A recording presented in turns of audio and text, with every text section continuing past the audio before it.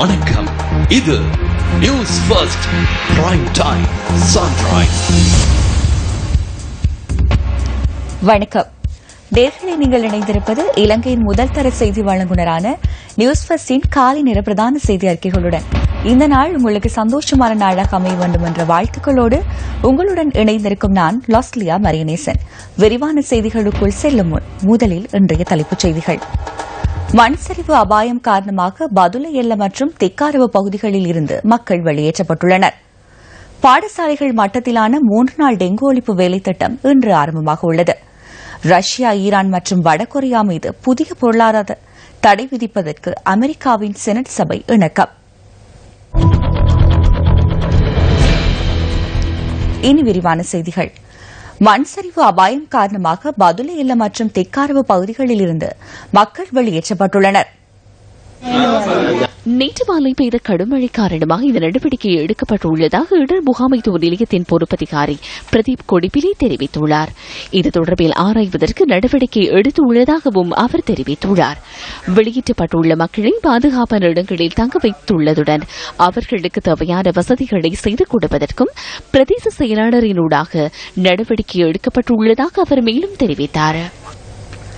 மேலும் மக்களை வெளியேற்ற நடவடிக்கை எடுக்கும் போது மக்கள் ஆர்ப்பாட்டத்தில் ஈடுபட்டுள்ளனர்.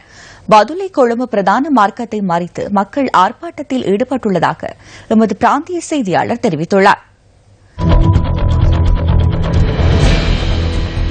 பாடசாலைகள் மட்டத்திலான 3 நாள் டெங்கு ஒழிப்பு வேலைத்திட்டம் இன்று ஆரம்பமாக உள்ளது.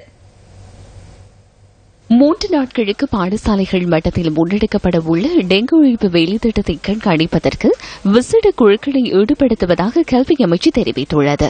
மேல் மாகாணத்தில் உள்ள தேசிய மற்றும் தனியார் பாடசாலைகளை கண்காணிப்பதற்காக கல்வி அமைச்சு மட்டத்திலான குழு ஒன்றும் நியமிக்கப்பட்டுள்ளதாக அமைச்சின் சுகாதாரம் மற்றும் போஷணை பிரிவு பணிப்பாளர் ரேணுகா பீரிஸ் குறிப்பிட்டார்.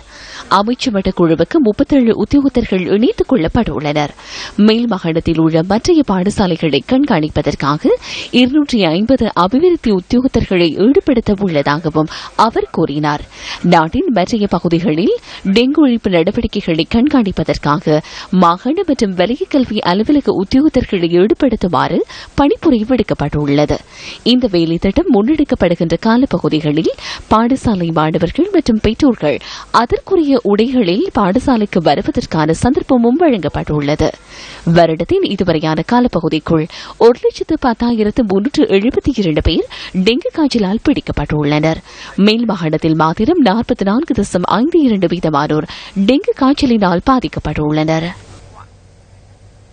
1,40,00,000 ரூபாய் பெறுமதியான வெளிநாட்டு நாணயங்களை வெளிநாட்டுக்கு கொண்டு செல்ல முற்பட்ட ஒருவர் கட்டுநாயக்க விமான நிலையத்தில் கைது செய்யப்பட்டுள்ளார். நீர்கொழும்பைச் சேர்ந்த 54 வயதான ஒருவர் சம்பவத்தில் கைது செய்யப்பட்டுள்ளதாக பிரதி சுங்க பணிப்பாளர் பராக்கிரம பஸ்நாயக்க தெரிவித்துள்ளார். நேற்றிரவு 9:30 அளவில் மும்பை நோக்கி பயணிக்க முற்பட்ட வேளை சந்தேக நபர் கைது செய்யப்பட்டுள்ளார். உடம்பில் மிக சூட்சமமான முறையில் 2 பொதிகளில் மறைத்து வைக்கப்பட்ட வெளிநாட்டு நாணயங்கள் சந்தேக நபரிடமிருந்து கைப்பற்றப்பட்டுள்ளன.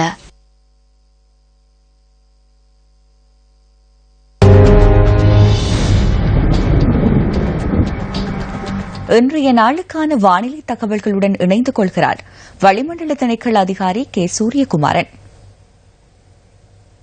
கடந்த சில நாட்களாக இலங்கையின் தென் பிராந்தியங்களிலும் கிழக்கு ஊவா மாகாணங்களில் நிலவி வந்த காலநிலையில் சற்று மாற்றம் ஏற்பட்டு இந்த பகுதியில் இன்று முதல் மழை காணப்படும் என்று எதிர்பார்க்கப்படுகின்றது. மேற்கு மத்திய சப்ரகமுவ மாகாணங்களின் சில பகுதிகளிலும் காலி மாத்தறை மாவட்டத்தின் சில பகுதிகளிலும் சிறிதளவான மழை காணப்படும். கிழக்கு மாகாணத்தின் சில பகுதிகளில் முக்கியமாக திருகோணமலை மாவட்டத்தின் சில பகுதிகளிலும் வடமத்திய மாகாணத்தின் சில பகுதிகளிலும் வவுனியா முல்லைத்தீவு மாவட்டத்தின் சில பகுதிகளிலும் மழை அல்லது இடியுடன் கூடிய மழை காணப்படும். இந்த கடல் பிராந்தியங்களை பொறுத்தவரையில் கொழும்பு முதல் காலி ஊடான அம்பாந்தோட்டை வரையான கடல் பிராந்தியங்களில் சிறிதளவான மழை காணப்படும். ஏனைய கடல் பிராந்தியங்களில் இன்று சீரான காலநிலையே நிலவும். கடல் பிராந்தியங்களில் காற்றின் வேகமானது மணித்தாரத்துக்கு 30 கிலோமீட்டர் முதல் 40 கிலோமீட்டர் வரையான வேகத்தில் மேற்கு அல்லது தென் மேற்கு திசையிலிருந்து காற்று வீசும். இலங்கை மகளிர் கிரிக்கெட் அணியின் நம்பிக்கை நட்சத்திரமாக வலம் வரும் ஜமரி அத்தபத்து இங்கிலாந்தில் நடைபெறும் மகளிருக்கான சூப்பர் லீக் கிரிக்கெட் தொடரில் விளையாட ஒப்பந்தம் செய்யப்பட்டுள்ளார். இங்கிலாந்தில் ஜோக்சியார் பிராந்திய அணிக்காக இவர் விளையாடவுள்ளார். இங்கிலாந்து பிரீமியர் லீக் போட்டிகளில் பங்கு பெற்றுவதற்காக எனக்கு அழைப்பு விடுக்கப்பட்டுள்ளது. ஆசிய மட்டத்தில் முதலில் இருவர் இந்த போட்டிகளுக்காக பெயரிடப்பட்டுள்ளனர். இலங்கை மகளிர் அணியை பிரதிநிதித்துவப்படுத்தும் ஒரேயொரு வீராங்கனை நான் மட்டுமே. இந்த போட்டிகளில் விளையாட கிடைத்தமை அதிக மகிழ்ச்சி அளிக்கின்றது. இந்திய மகளிர் அணியின் ஹர்மன் பிரீத் கர் இந்த போட்டியில் விளையாடுகின்றார். இந்த அனுபவத்தை கொண்டு எதிர்வரும் காலங்களில் இலங்கை மகளிர் அணிக்கு பல வெற்றிகளை எட்டிக் கொடுக்க எதிர்பார்க்கின்றேன்.